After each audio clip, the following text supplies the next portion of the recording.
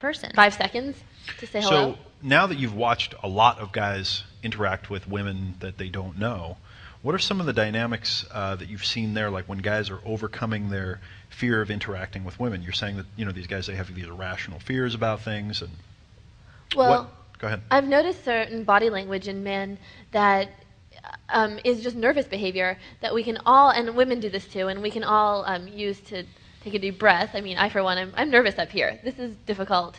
And it's fun too. So I just have to keep thinking in my head. I'm doing a little check-in right now, and I'm thinking, this is fun, this is exciting, my heart is pounding, but I'm still having fun. And how can I use this to my advantage? Exactly. So I've just taken a deep breath.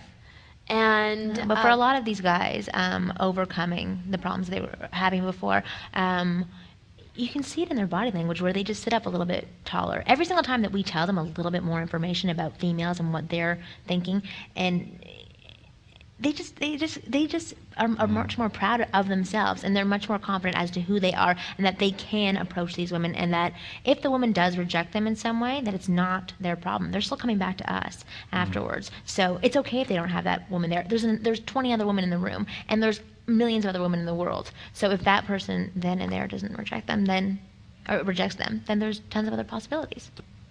And another important thing is before you do go and approach women, look to see if they are approachable.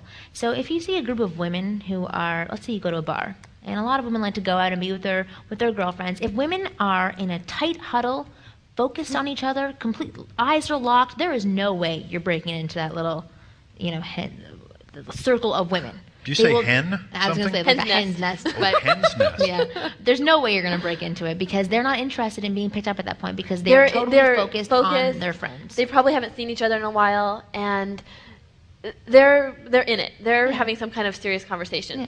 And I've been, at a bar several times when somebody does try and come into the circle and they're actually like poking you on the shoulder, trying to get you to turn around. And all I want to do is catch up with my friend who I haven't seen in a day let's or say a day.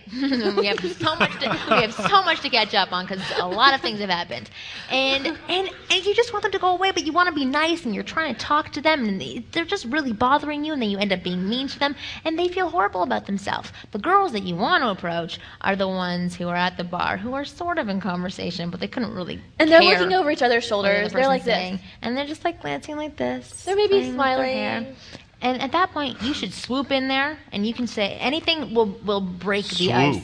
Yes, break the ice with these women. They are looking to be entertained, and they are looking to be distracted. What I want to know is, why is it that women get dressed up and put on all that makeup and dress so sexy with a low-cut blouse to go talk to the friend that they haven't seen in so long, just so they can complain about the men that are trying to talk? But they want to be picked up when they're not involved in that serious conversation. I was just kidding. But they are dressing up for other women. They're not really dressing up for men. That's a very interesting point, by the way. Will you just talk more about that? Okay, well, one of our biggest things we've acknowledged is that men want beautiful women and women want men who have beautiful women. Yes, women are competitive by nature. Women like to have what other women have, especially. So if they want to be the most attractive woman in the room, they want to have the most men coming up and approaching them because that puts them above every other woman in the room. Even your best friend, deep down inside, you are on some level competitive with her. So do you guys ever fight? The two of us? Yeah. Yeah. Can I watch? Yes. Yeah. Who usually wins? Actually, we're selling the video of our last. And I have long nails, so. Yeah, exactly. Nice. So what you just said is very interesting.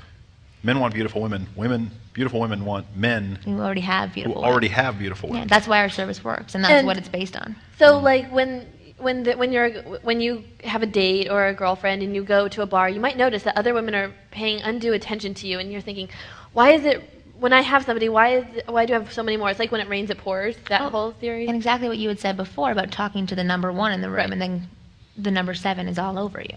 Mm. You create a validation little buzz for yourself, and a little buzz. Yeah, it's like you've got a great publicist right there, sitting right beside you. More, please. Okay. Certainly. So listen to what she's really saying. So we've just talked about body language, but we can also talk about some words.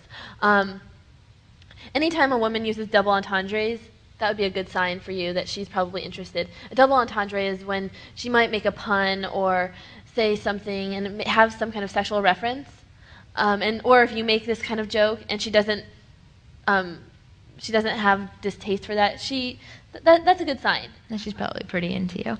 As well, reading her body language. If she is sitting there, arms crossed, looking over your shoulder, making the help me eyes, which I don't know if you know what that is, because most men can't ever read the help me eyes. Girls will know. You'll probably know. Yeah. It's like, did you even see what I just did? We had one. It's tiny. But as soon as I do that, any female in the room recognizes the help me eyes and will come over and save me from this man. So a lot of the times, and you've let's been do it blaming. again. I see some confusion in the audience. Help me eyes are when you're talking to a girl, and she might look at you, and she'll sort of nod like a ghost, and then she'll somehow find a girl. And lean forward, and her eyes just get bigger. And that other woman, well, I've done it for strangers at bars.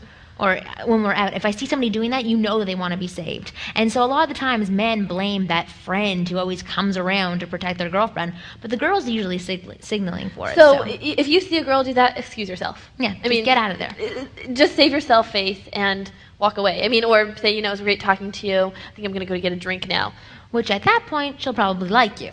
Because you left. Right. I know it's confusing. We're a different breed. Very interesting. And then also, if they are giving short one-word answers, that's definitely a sign as well, where they're just trying to be polite, because women are very proud. We're bred also to be like cordial, polite, like their little neighbor. And they'll stick around in conversation until they have some sort of easy out. And a lot of men think, oh, she's standing here. She must really be into me. She's probably not half the time. She just doesn't want to be rude and walk away from you. And plus, it's nice for her to feel wanted. Yeah. An example of a woman who might feel trapped. I'm going to give you an example. When you're talking to maybe the coat check woman at a bar in the wintertime, and you're giving her your coat, and you're talking for like 10 minutes, really notice her eyes and her body language, or if she's just doing her job. Because if she's standing behind the closet, like in the closet, she doesn't really have an out, until the end of the night. So you really have her cornered, which may not be a great thing. From a woman's perspective, she may not really be into you, but she's being polite. And she wants a bigger tip. She wants a bigger tip. So make sure you note, or try and take heed of what she's saying, and if she's giving cold or short answers. And if she's trapped in a situation with you, or if she's choosing to be there.